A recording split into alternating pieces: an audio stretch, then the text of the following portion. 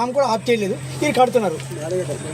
Madam కదా నిన్న వెళ్ళాము, ఇవాళ ఫోన్ చేయడం కూడా జరిగింది వీసీ గారికి, కానీ ఆయన మరి ఏ యాక్షన్ తీసుకోలేదు. అన్నీ వచ్చి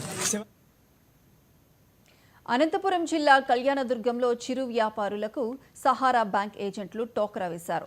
సదర్ వ్యాపారస్తులతో గ్రోత్ మనీ పాలసీ అంటూ ప్రతిరోజు డబ్బు కట్టించుకుని మోసగించిన ఘటన వెలుగు చూసింది.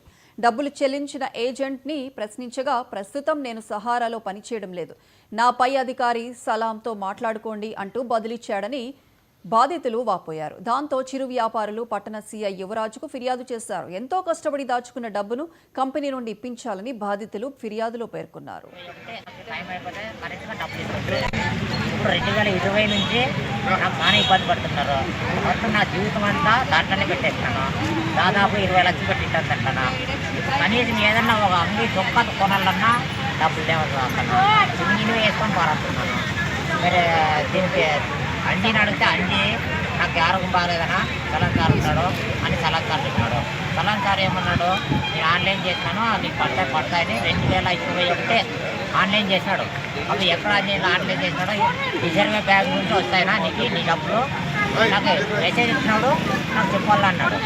2025 అంటే 4 సంవత్సరాలైనా పడలేదు. 45 రోజులకే పడతాయని చెప్తున్నారు వాళ్ళు. మరి ఇంతవరకైనా పడలేదు. మరి ఇన్వెస్ట్మెంట్ అపార్ట్మెంట్ అది వాళ్ళ కొత్తనే నాకేం తెలియదు. బ్యాంక్లో పోయింటే ఏం చెప్పినారు?